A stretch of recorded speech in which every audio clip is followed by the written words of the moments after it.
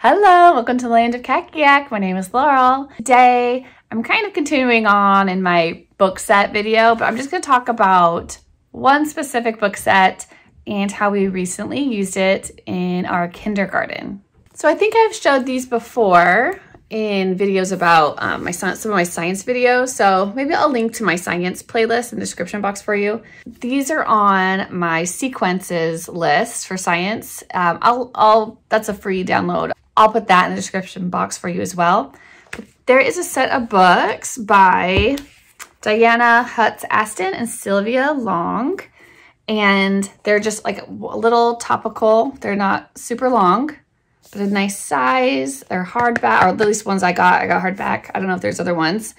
And they have titles like A Rock is Lively, An Egg is Quiet, A Nest is Noisy, A Butterfly is Patient, A Seed is Sleepy, A Beetle is Shy, and A Shell is Cozy. We just completed A Shell is Cozy.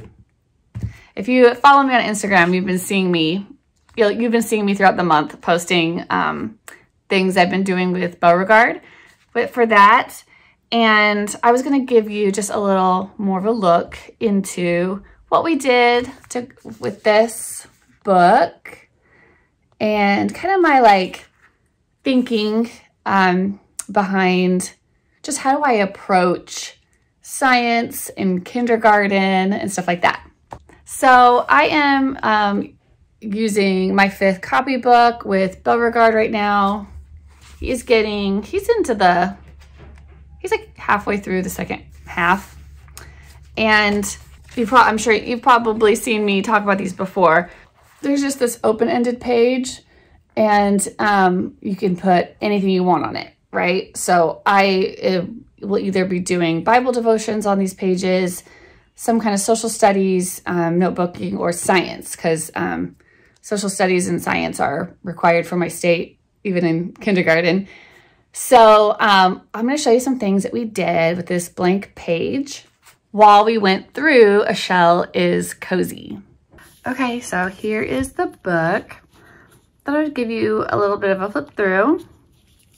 Just gonna see how beautiful it is and how I use it. So I literally use this as an open and go. So again, this is kind of like the Julia Rothman collection that I shared in my previous video, where it's all artwork. There's not actual pictures of the specimens they're discussing, but it's so, compelling to look at. So A Shell is Cozy. So bright and beautiful. Look at that. I love it. So here's the first page. A shell is cozy, a cozy bony shelter that keeps the soft, delicate parts of the shelled animal safely tucked inside. So you tell them there's an animal in here. I believe this one, it starts with marine snails and animals and stuff. So I just use this as open and go. So a shell is showy. So each page or kind of spread, there's all these little sections that are have example animals. So these are all really brightly colored shells or interesting shells. They're showy. And this one, this could go on for several days. So this is the Royal Thorny Oyster. So they give the actual name of the different species. So you can just look that up, and it gives you so it doesn't overwhelm them with a bunch of information. So you can say mollusks are a group of shelled animals that include bivalves, tusk shells, and gastropods. And there's an example of those here. Here's the tusk shells. They look like tusks. So of course, for me, since I'm using this with a kindergartner, it is not my goal that they memorize the word mollusk or what that is or anything like that. It's just to show them, to give the kids a general idea of the types of animals and organisms that are in the world. They have seen them, right? And to make this stuff more real, I'll take it off the page, and I will usually try to look up a quick YouTube video or I'll just look up images for them of real examples of those animals. And I'll show you how those kind of look in the notebook when we go through the notebook. But I think I touched on reading comprehension the other day, and I realized I didn't like really finish my thought. I should do a video where I sit down and just kind of go over the different components of like literacy and how I am personally addressing those components in our homeschool. But one of the components of reading comprehension is background knowledge. So although I have grumbled in the past about having to do social studies and science starting in kindergarten in my state, I have recognized that the value that is there actually goes to reading comprehension. So just a general, seeing these things because, you know, different settings and locations and cultures come up in the books they're reading. So stuff like this actually does help with background knowledge, which goes to reading comprehension. So once there's two things. One thing I discovered is that the kids really enjoyed those subjects, probably because I always made them a little more hands-on and less stressful because I wasn't really expecting them to master this information, right? Like I would with like reading and math and writing. So they always were a blend of hands-on activities, you know, crafts and like art, which just doesn't really feel like school. It feels like play, right? And that was actually enjoyable for them and for me, as long as I could do that in a sustainable way. I shall link to my Berenstain Bears Big Book of Science video below and the little hands-on activities that I put together for that, which we already did this year with Bo. So everything else to me is just, it needs to be, I feel like I put my big effort in for like planning and hands-on stuff. And so now I'm just coasting with these kind of books. But there are so many cool resources. And yeah, I don't do any planning for this. I just open it up. We just turn the page. We pick something else out to look up. Yeah, like I said, I try to find an article with pictures or a video. There was a really cool snail like dissection video, like a big sea snail. We've looked up so many things about snails and like sea snails, and like we've watched people cook them and like people actually eat them. And like, so I told them like I've eaten snails. You should have seen Bo's face when I told him that. And we've talked about conch stuff. And then, you know, a lot of times the shells are cool because a lot of us probably have some shells around the house. Like there was a beach trip, or maybe there's a shell collection that you have or something. Some people may even have things like coral around. And so you may just have things around your house that you can grab and bring into the schoolroom. Yeah, these were, I've said this before, these were my favorite, were the candy cane snails. We've looked up the domed land snail, right? Because it's found deep inside caves and stuff. Desert snails. So it also is kind of taking you around the world as well. So we would actually get the globe out and find like, oh, if these were found in Cuba, let's go find Cuba on the map too, you know, and stuff like that. Or a shell is hungry. This was interesting. I mean, I learned a ton about, who knew snails were so interesting. And the kids really wanted to get a pet snail. We looked up some snail terrarium videos, people putting together snail terrariums, which honestly, I was like, I'm not going to go spend like $100 on supplies to have some snails in the house. But we already have a fish tank. So I did tell the kids we could get some snails for the fish tank, some aquatic snails. So we're probably going to have to make a trip to the pet store in the next week or so. So we just finished this one, Bo and I did just recently, but I probably stretched this out. I don't know, I feel like I stretched it out over the month, the whole month.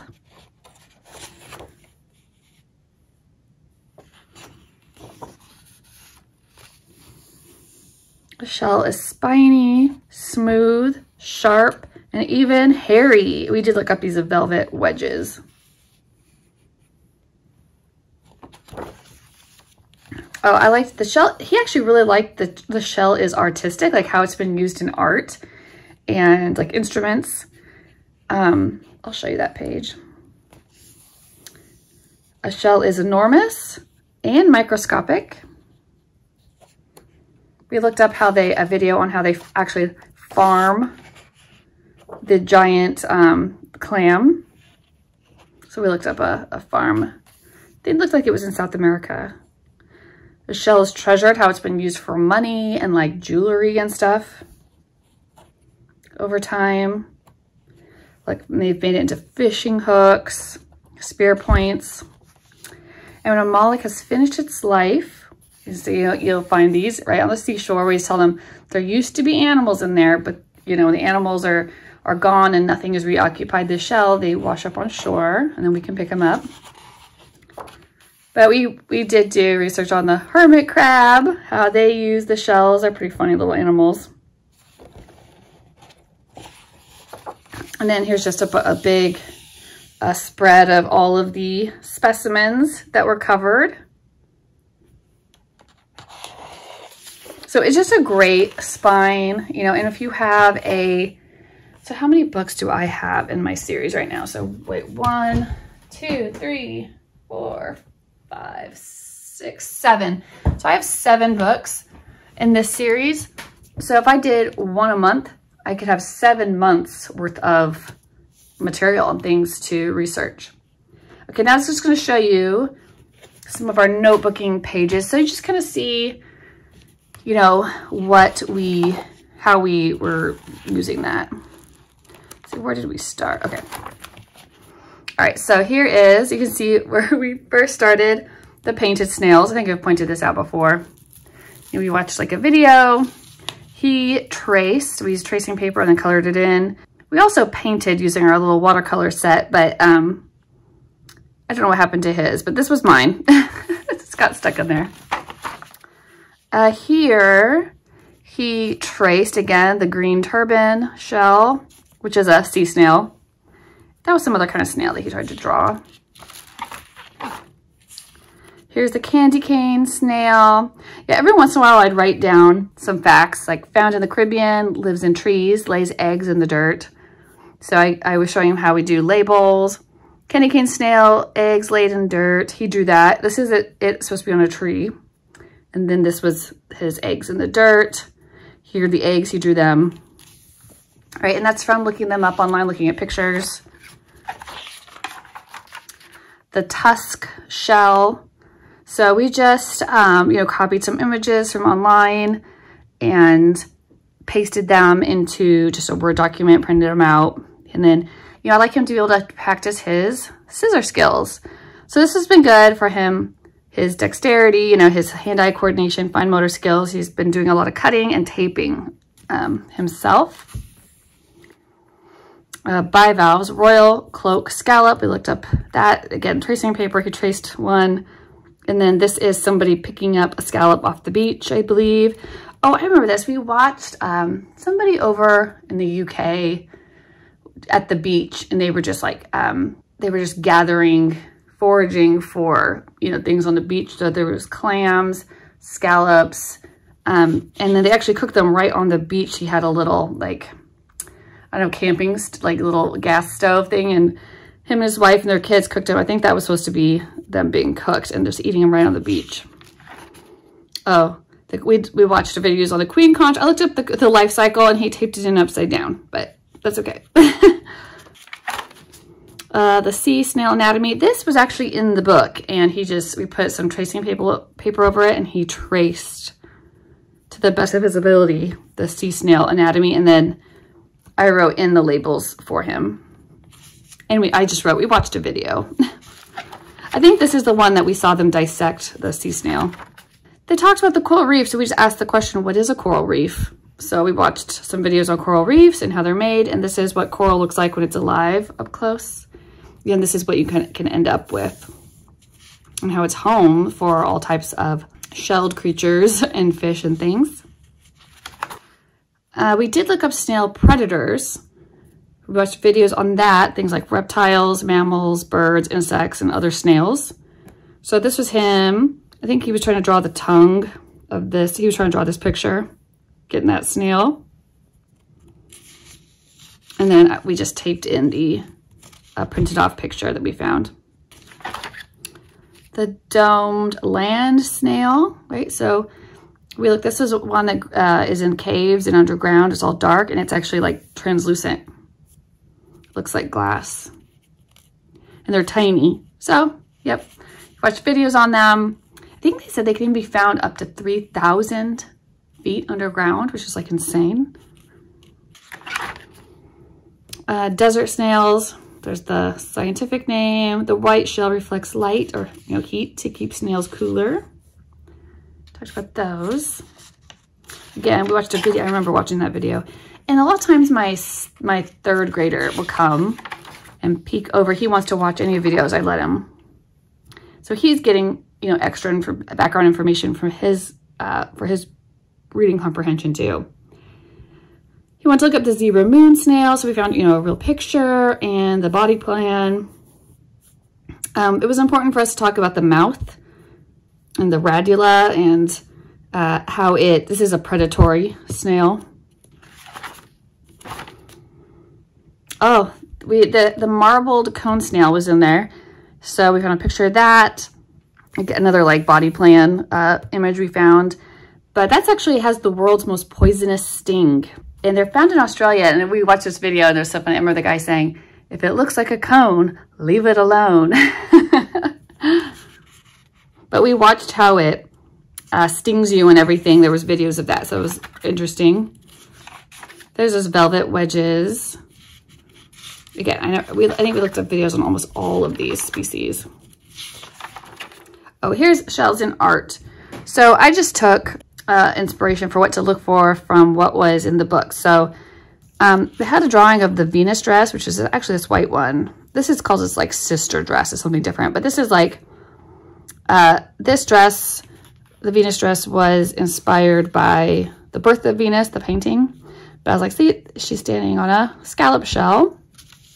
And the scallop, was part of the inspiration for this dress, which is very famous. We looked up how conch horns are used. You can make them into instruments. And there's this famous, I guess, sculpture in California called Watts Towers, made by an Italian immigrant, and they use over 10,000 seashells in it, and like rocks and other things too, but it's crazy looking. But just diverse use of shells. The giant clam. We watched that video of how they farm them and how they're hermaphroditic, how they catch the sperm and the egg are released by one clam, and they catch it like in a bag. It's so interesting. They take it back to like a nursery and they do all this stuff. It was neat. But they're huge. They said they can get up to 400 pounds. And there's the dwarf shell. Actually, Bo was more interested in the dwarf shell. He thought that was so neat. It was so tiny. And I believe this is the last one, shells as money and jewelry. So I just did a little bit of research. I did look on there and he helped me. We picked our images, we copied them, we pasted them into the Word document, which is one page. It's actually kind of fun because I'm teaching him how to use the mouse, and we were resizing and all that kind of fun stuff. And then I just labeled it for him. So ancient Chinese money, Papua New Guinea, shell money. There's an old picture of Arab traders using shells as money, oyster pearls, and a conch necklace. And I went ahead and bought some oysters off Amazon. I'll link them for you in the description box. But there's 4 oysters that have 4 different colored pearls in them. And so the kids, we did this before. We got one giant oyster that had like, I don't know, 20 pearls in it, but they weren't very good pearls. So I went with the smaller oysters that had just like 1 in them this time. And that was just like a fun way to finish off this, unit and make a core memory. So we finished, this was the last day, we finished A Shell is Cozy. And the question was posed like, what happens to empty shells? So we just saw, hermit crab use them. They're used as nursery for fish eggs and a hiding place for octopus. So that was listed in the book. So we just found images that matched up with what was in the book. And again, he just cut them and taped them in. And that was the end of it. That was, you know, a lot of information on these little critters, right? And so what I love about, of course, you know, my using notebooks or for our kids is, you know, when this is complete, it just goes on his shelf in his room, and they go back and they're constantly looking at this. They look at each other's notebooks, and so they can constantly like, oh yeah, I remember that. And so it's just like constant review for them, you know? Okay. Well, that's how I used A Shell is Cozy for our kind of science, call it a unit study with no planning, just open and go. I just really needed my spine book and my computer and my printer, some tape, you know, some pencils, maybe some tracing paper, just things we already had around the house. The only thing special was the oysters I ordered for fun, but it kind of made that special. So I think we might want to do, I'll let him pick, but I think he wants to do A Rock is Lively next. So if you'd like to see me do another kind of like a recap video like this for every time I do one of these, leave me a comment and I'll remember to shoot footage as we go along so I can show you guys. All right, I hope that was helpful. I'll talk to you soon. Bye.